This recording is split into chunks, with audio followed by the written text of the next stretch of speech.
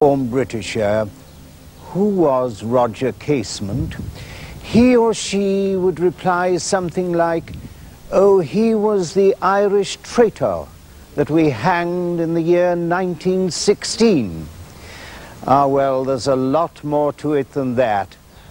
This is the site of the lime pit into which we put his body at Pentonville Prison in London, England.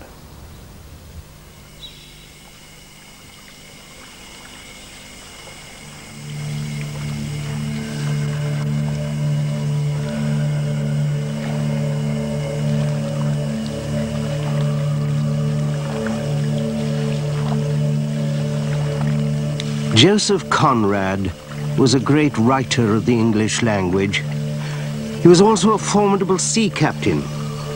Conrad came here to darkest West Africa in the year 1890, and here, along the awful Congo River, he met a young man. I have made the acquaintance of Mr. Roger Casement, which I should consider as a great pleasure under any circumstances. But here, it becomes a positive piece of luck. Most intelligent and very sympathetic.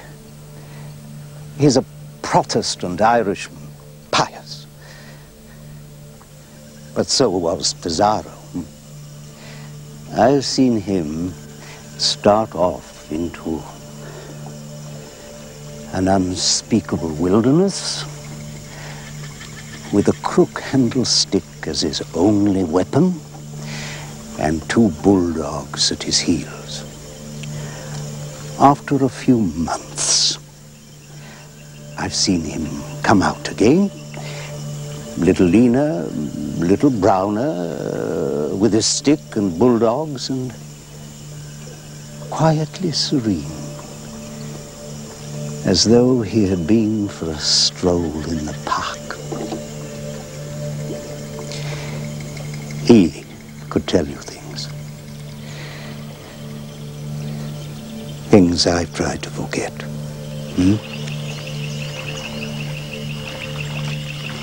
Joseph Conrad wrote a story which he called Heart of Darkness. It was inspired by Roger Casement, here, in perhaps the cruelest corner of Africa. Roger Casement was born in the year 1864 at Doyle's cottage on the edge of Dublin.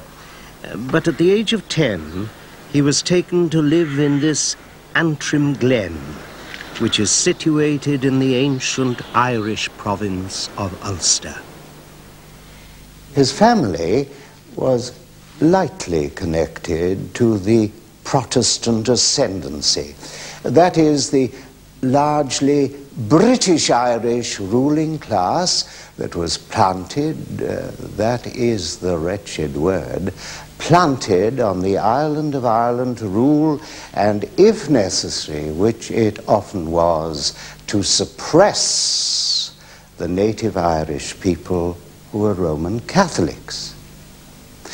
However, though his father was a Protestant and therefore tending to be committed to Ireland's union with Anglo-Saxon England, his mother was a Roman Catholic, which implied an allegiance to the ancient culture of the Celtic Irish.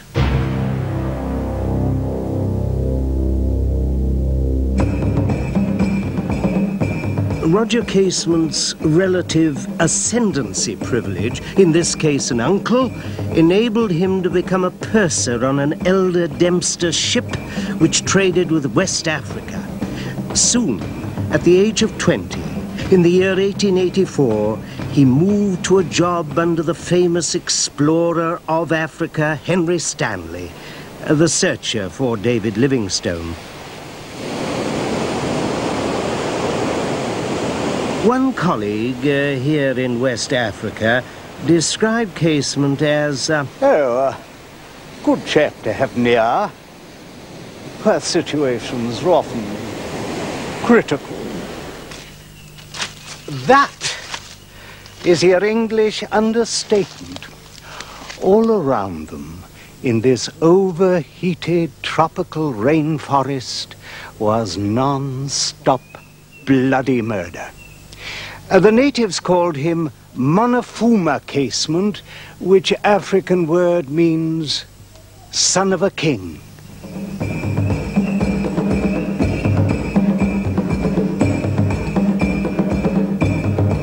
In the year 1892, Roger Casement was employed by the British government for the first time. He operated from Old Calabar on the Gulf of Guinea.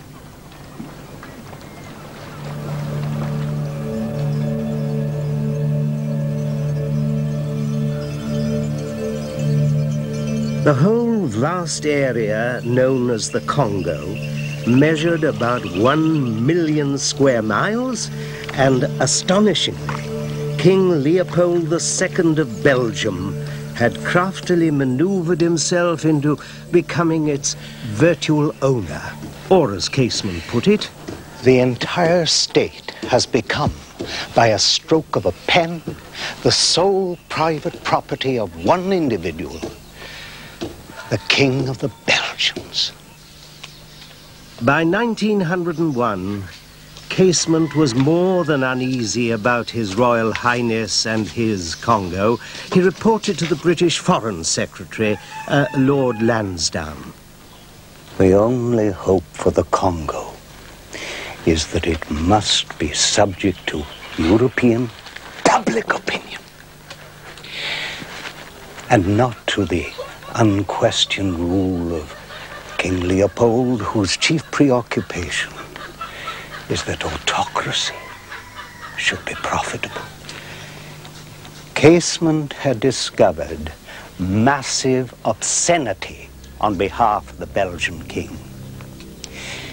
Amputation of hands and feet, and even far worse, if the black workers fell short with their compulsory allocated tasks. It was appalling slavery on a vast scale. Tribes were virtually being wiped out. Casement was relentless on behalf of the black people. He stated, "I visited the Upper Congo as a public avenger." The agony of an entire people unrolled itself in all the repulsive and terrifying details. The king now got uneasy and asked the Irishman to visit him in his palace at Brussels. My chief desire is the well-being and good government of the natives. Why, Your Highness, do you employ forced labor? It is in lieu of taxes. Why, Your Royal Highness, do your officers cut off hands and exercise other atrocities? The climate, the intense heat has had a deleterious effect on some of my officers. Roger Casement was not deceived by the wretched king. He rammed home to the British Foreign Office that in one area alone, the native population had shrunk from 5,000 to 600. And Casement's Congo message traveled around our world. He wrote in his diary, "Infamous, infamous." And he wrote of the Africans, "I like them, and they like me." The influential American writer Mark Twain heard and eased no punches. A wild beast, King Leopold II, who for money's sake mutilates, murders, and starves 500,000 of helpless natives in the Congo every year, this bloody monster will surely shame hell itself when he arrives there. Roger Casement delivered his Congo report to the British Foreign Secretary, Lord Lansdowne, who discussed it with him. Terrible story, Mr. Casement, and proof of the most convincing kind. At last they're moving. My dispatches have sown the good seed. And then King Leopold began to exercise his powerful royal influence, and the British government held back whatever genuine outrage it may have felt for the sake of international politics and commercial prospects. Casement digested this English message and commented, "The British government is sincerely sorry I was born."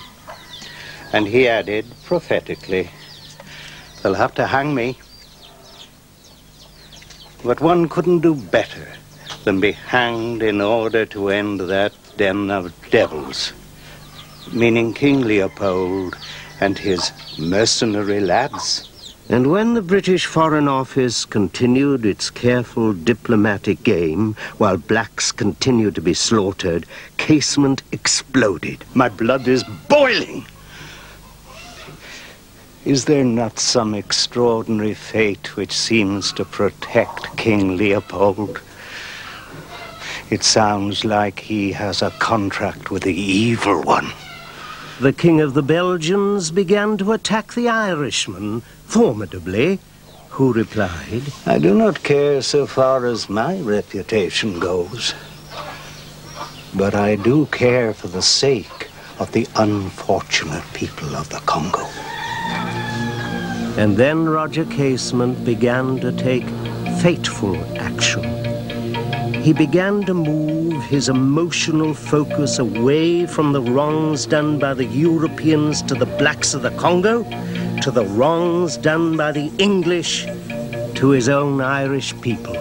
He said, "I knew the British Foreign Office would not understand the Congo.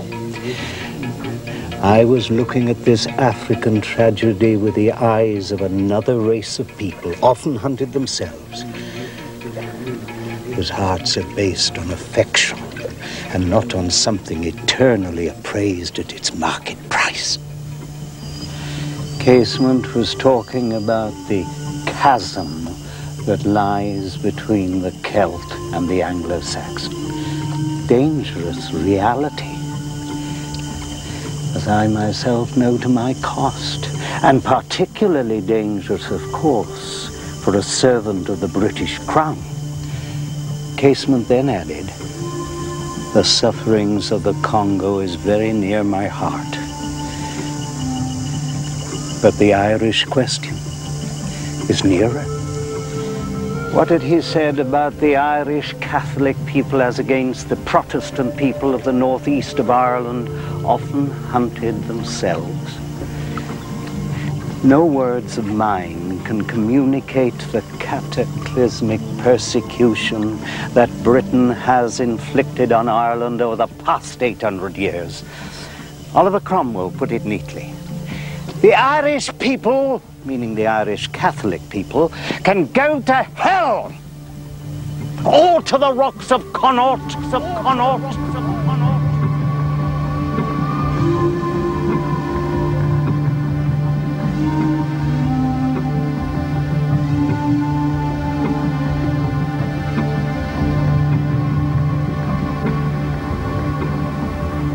Cromwell's British soldiers had hunted and murdered between 1/3 and 1/2 of the entire Irish Catholic population. But slavery? Yes.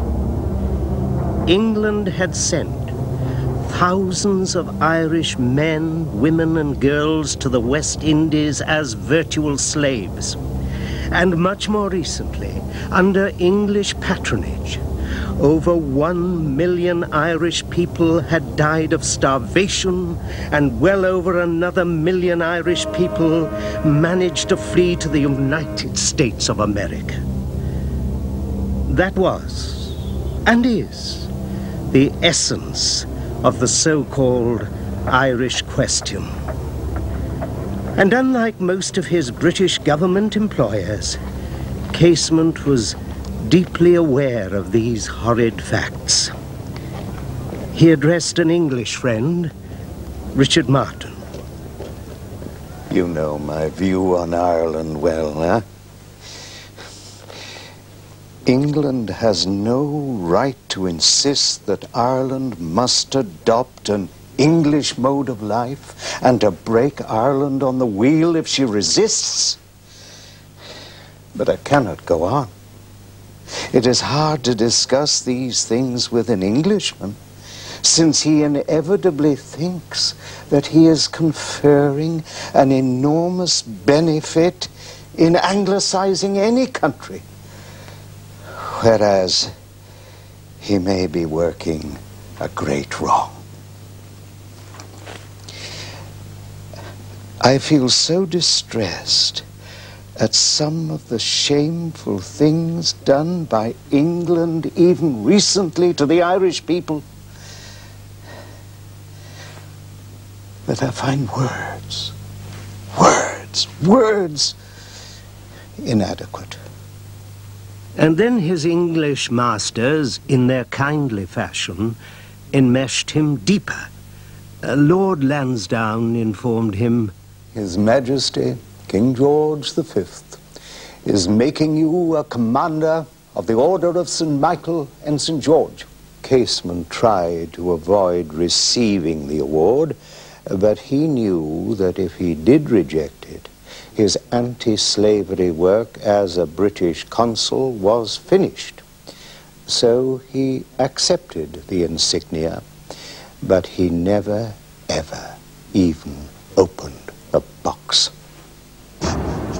And then, in the year 1910, Roger Casement, astonishingly, repeated his great humanitarian work in the Belgian Congo by investigating and exposing massive and equally obscene slavery in the jungles of Brazil, Peru, and Colombia.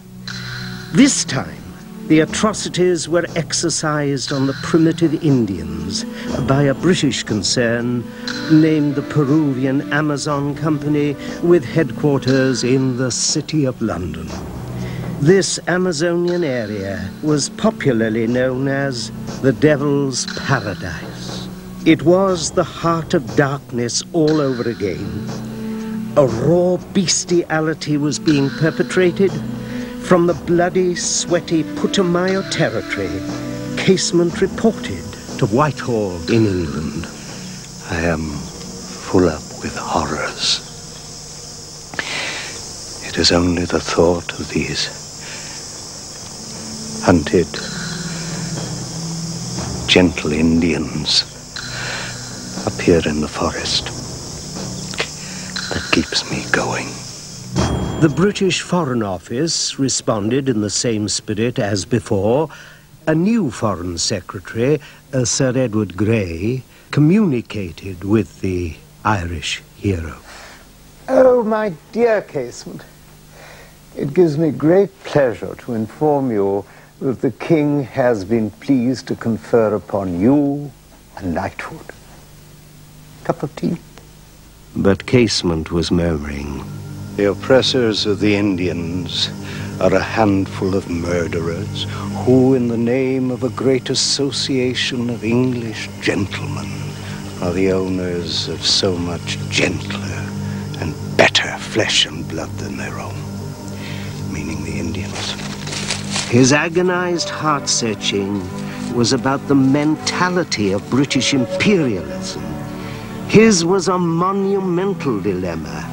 He stated, I feel that until Ireland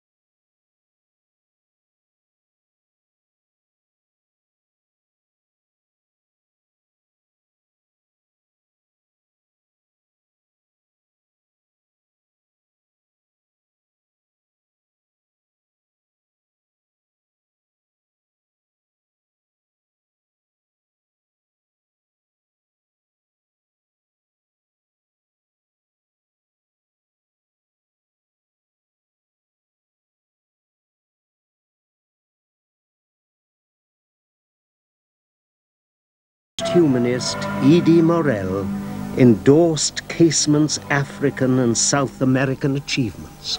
I know of no living man who deserves so much at the British nation's hands as you do. You have shown a noble example, and your name should be enshrined in posterity as one of the British heroes. Of course, Sir Roger Casement didn't like being called an English hero. He hungered to be called an Irish hero. Sir Roger Casement hastened back to Ireland, to the suffering, hungry west of that country. He stated, "The white Indians of Ireland are heavier on my heart than all the Indians on the rest of this earth." And so he finally broke. Enough was more than enough. Henceforward, he became a total servant of the Irish people. the Liberal government in Britain was entertaining the idea of limited so-called Home Rule for Ireland. That is, the whole 32 counties of the island of Ireland. But the Protestants of the northeastern part of the ancient Irish province of Ulster, who had been placed there by the British, were scheming to prevent this liberal move. One of their leaders, Sir Edward Casement, went so far as to take lunch with the German Kaiser, with an eye on an alliance with Germany against Britain if Home Rule was given. Young Winston Churchill, who was then passing himself off as a liberal, said in the House of Commons, "This is the latest Tory threat. Ulster will secede to Germany." So much for the false Protestant claim to be loyalist to Britain. Roger Casement recognized this Protestant threat to the hope of Irish independence from England. He said, How ugly Carson is. How appalling the Protestant Unionists look with their grim Ulster faces, all going down to curse the Pope and damn Home Rule for Ireland. Another of the Protestant Unionist leaders, F.E. Smith, spat out, "I will not shrink from the consequences of Ulster's resistance to Home Rule for Ireland, not even if the British Commonwealth is convulsed." And Carson backed him up. "I do not care twopence whether it is treason or not." And when the democratically elected British government planned to push Home Rule through, British officers belonging to Britain's Army of Occupation of Ireland mutinied. They and their ancestors, together with Carson and Smith and Company, had enjoyed privileges over the Irish people for centuries, and they would have no truck with British democratic decisions.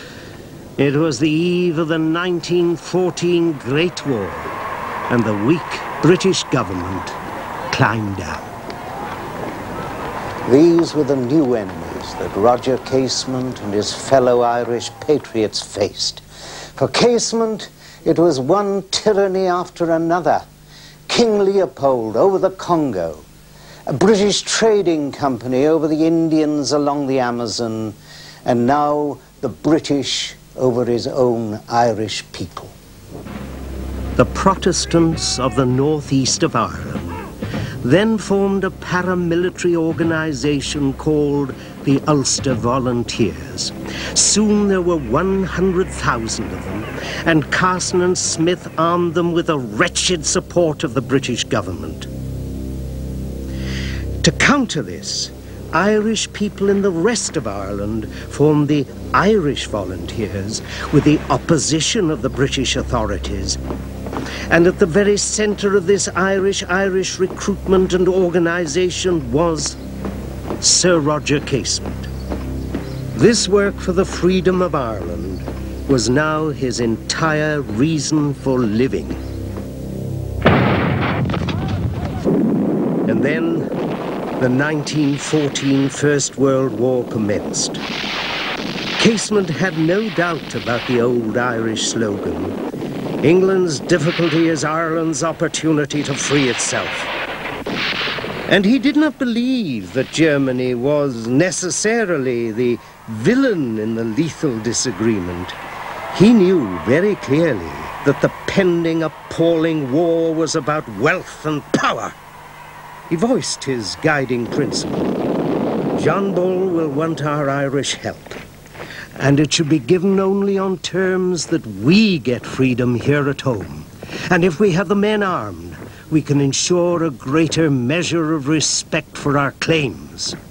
News of Roger Casement's sentiments reached London, and the British Foreign Office asked him, "As you are still liable to be called upon to serve under the British Crown, we must ask you to state whether you are the author."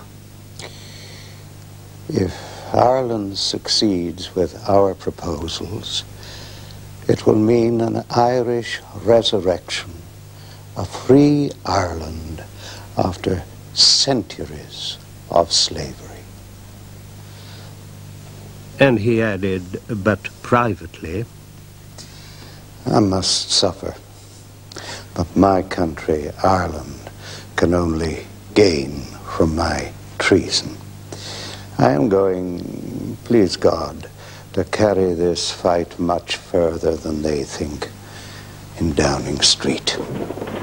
During the year 1915, Casement made his way to Germany with two ideas in his head: to ask Germany for guns for the Easter Rebellion, and to ask Irish soldiers who had been captured by the Germans while fighting for the British to volunteer to form an Irish brigade and then to return to Ireland to help in that Easter Rebellion. And Casement remarked, "Oh, I should have thought it was abundantly clear that I was not acting for Germany, but for Ireland. Well, I now beg to return the insignia of the most distinguished order of St. Michael and St. George, and any other distinctions conferred upon me by His Majesty's government." And he was now refusing to accept his British government pension. The British reaction was confused. A dispatch was issued. "It has been intimated openly that long residence in the tropics, where Sir Roger has done valiant service for the British Empire, has undermined his health, mentally as well as physically." What a strange people the English are. When I served them, I was a hero. And now that I dare to cut myself off from them and do a far braver thing, I am a lunatic. But Roger Casement's visit to Germany was a failure. The Germans couldn't afford to risk shipping large numbers of guns to Ireland. The British Royal Navy then ruled the seas, and the Irish prisoners of war didn't think enthusiastically of Casement's eccentric scheme. Now Casement knew that the Easter Rebellion could not remotely be a military success, and he travelled to the west coast of Ireland to try and stop the apparently doomed insurrection. A German submarine, the U-19, landed him here at Bannostrand. He came ashore, half-drowned. Quickly, Roger Casement was arrested here on the site of this ancient Celtic fort. But he managed, through a priest, Father Ryan, to give a warning to the Irish volunteers that there was virtually no German help available. And over large parts of Ireland, the rebellion was cancelled, but not in Dublin. What Casement didn't know was that at the very heart of the rebellion, over in Dublin, the leaders, The idealists, the teachers, the poets, and the trade unionists were determined on a blood sacrifice. They were determined to die at the hands of the British in order to inspire and unite the Irish people. And that, of course, is still an Irish tradition. The late Mr. Bobby Sands and company. As Roger Casement was hurried to Brixton Prison in England, the Easter Rising happened, and after one bloody week of fighting in Dublin, the Irish patriots surrendered. And one by one, day after day, as the British shot them here in Kilmainham Jail, Dublin, the Irish people became united against the British occupation of their country. It was truly a noble spiritual victory for the Irish Republican cause. The fighting here in Dublin began on Easter Monday. On the following day, Casement was removed from Brixton Prison and he was incarcerated here, in the Tower of London.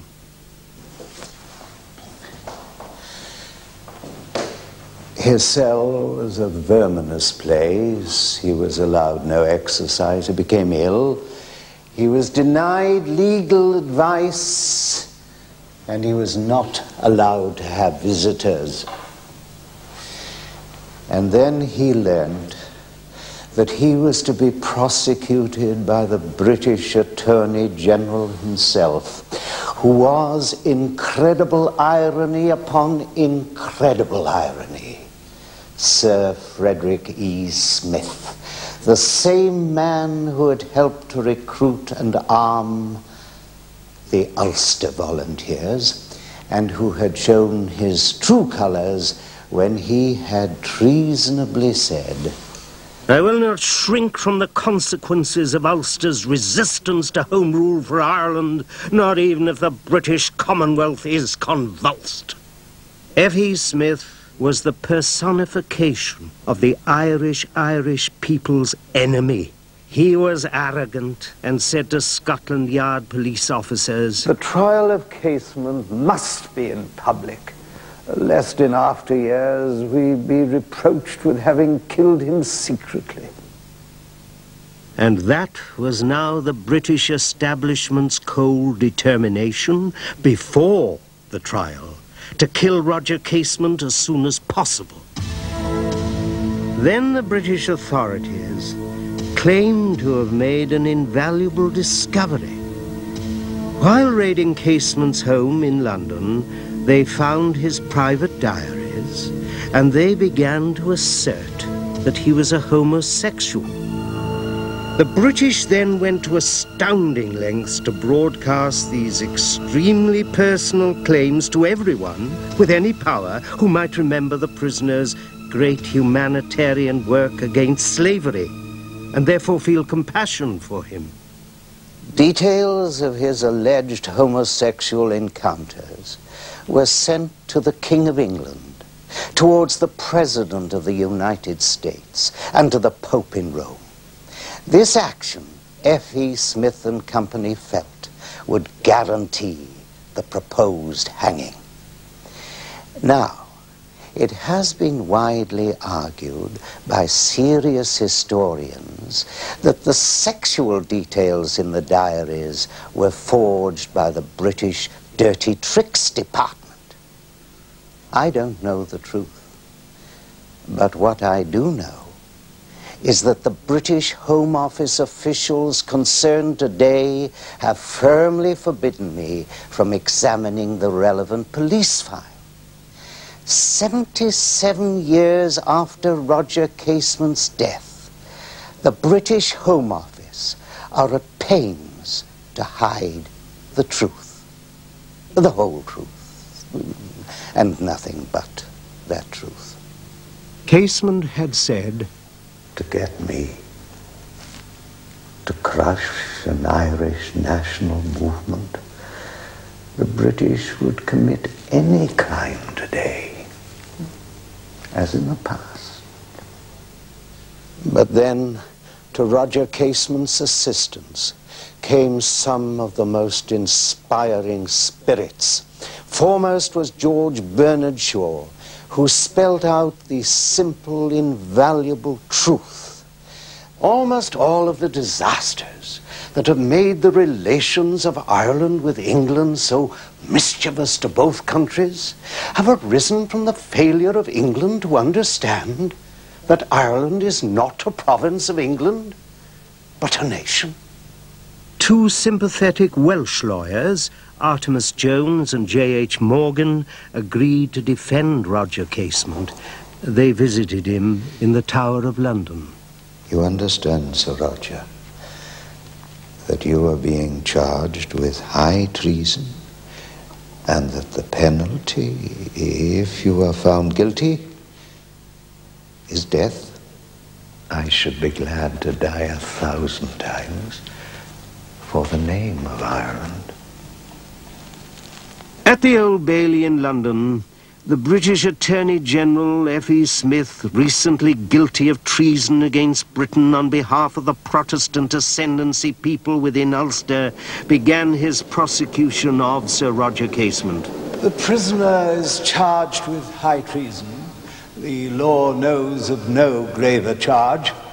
The prisoner, blinded by hatred of this country, as malignant in quality as it was sudden in origin, has played a desperate hazard. He has played it and he has lost it. Today, the forfeit is claimed. The Lord Chief Justice of England, the first Marquis of Reading, was in charge at the trial. A while before, when he was merely Sir Rufus Isaacs, he had become involved with a Welshman, Lloyd George, in the notorious Marconi shares scandal, when both Jew and Welshman came near to ending their successful careers. Lord Reading and Sir F.E. Smith were the quality of men who were now to judge the Irishman Roger Casement. Reading advised the jury, and he left them with no choice. They pronounced a unanimous verdict of guilty. The coroner then spoke. Sir Roger Casement, you stand convicted of high treason. What have you to say for yourself why the court should not pass sentence and judgment upon you to die according to the law? Roger Casement had a great deal to say from the dock, and here is the gist of it. What is the fundamental charter of an Englishman's liberty? That he shall be tried by his peers, his equals. With all respect, I assert that this court is to me, an Irishman, not a jury of my peers. For it is patent to every man of conscience that I have an indefeasible right, if tried at all, to be tried in Ireland before an Irish court and by an Irish jury. But for the Attorney General of England, there is only England. There is no Ireland. There is only the law of England. The liberty of Ireland is to be judged by the power of England. And that, my lord, is the condemnation of English government in Ireland, that it dare not rest on the will of all of the Irish people. Indeed, it exists in defiance of their will. And that is a rule derived not from right, but from conquest. Conquest, my lord, gives no title. And if it exists over the body, it fails over the mind.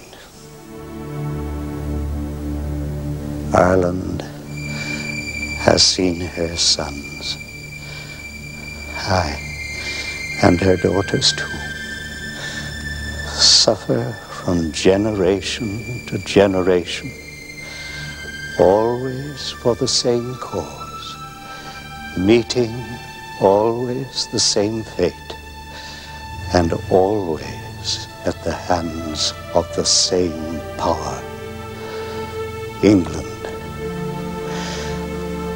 And always a fresh generation has passed on to withstand the same oppression.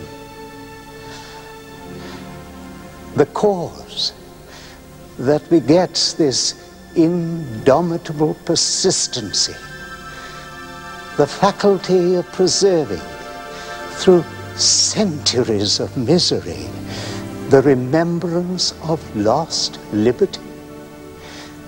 This surely is the noblest cause that men ever strove for, ever lived for,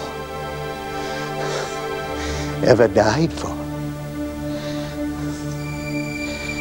If this be the cause which I stand here today indicted for and convicted for sustaining,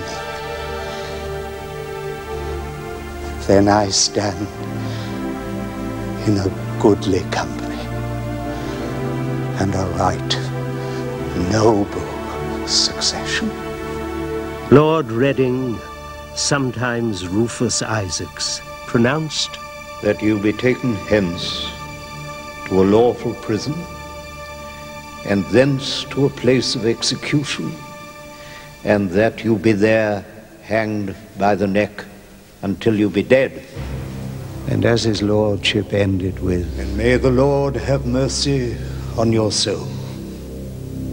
a woman friend of Roger Casement, who was in the court, very correctly spoke out. And may he have mercy on yours. the lawful prison was Pentonville. There were many appeals made to the British government to show mercy. Bernard Shaw simply warned what would inevitably happen if they hanged the good man. There is one way of transforming Roger Casement into an Irish hero, and that way is to hang him. His trial and sentence have already raised his status in nationalistic Ireland, but it lacks the final consecration of death.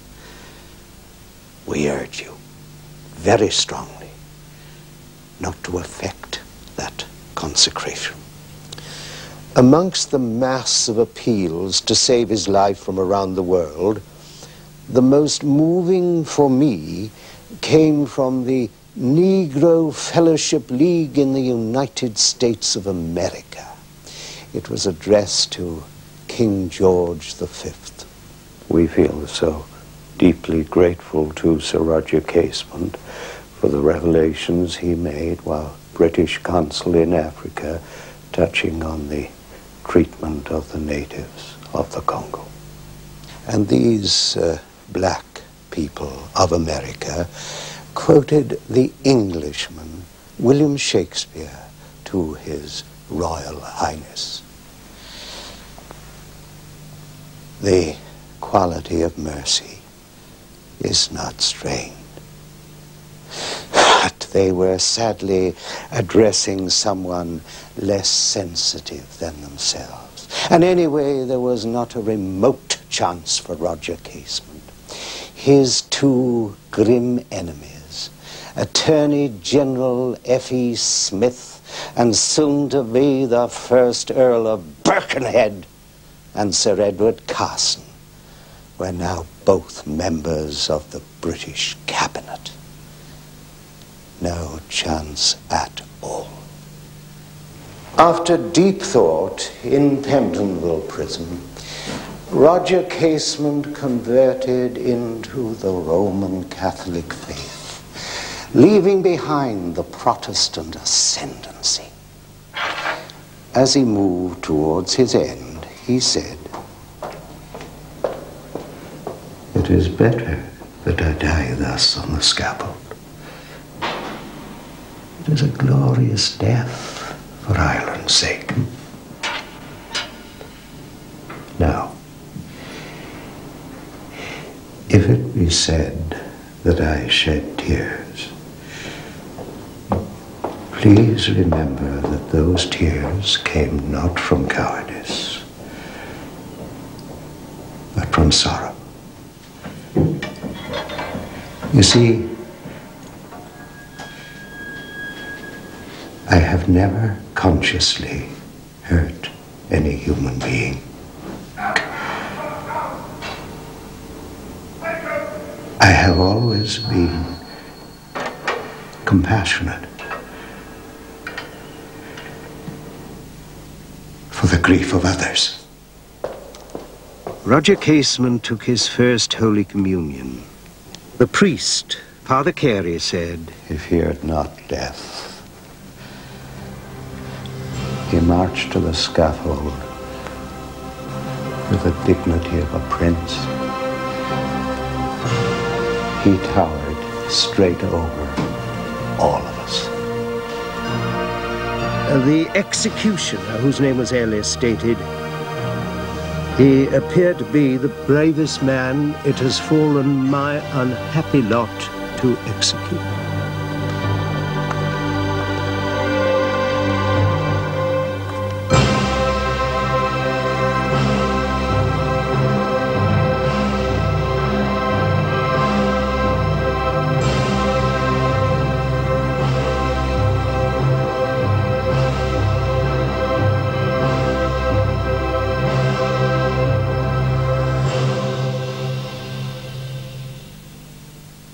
The British Home Office ordered that Roger Casement's body was to be immediately buried within the precincts of Pentonville Prison in their lime pit.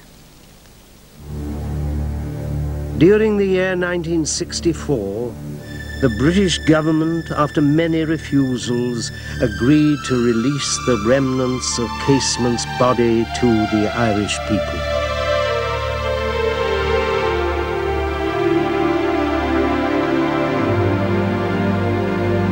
On February the 23rd, 1965, those remains arrived in Dublin. President De Valera was old and very sick. His medical advisor had ordered him not to attend at Glasnevin Cemetery. You must. In that case, keep your head covered. Casement deserves better.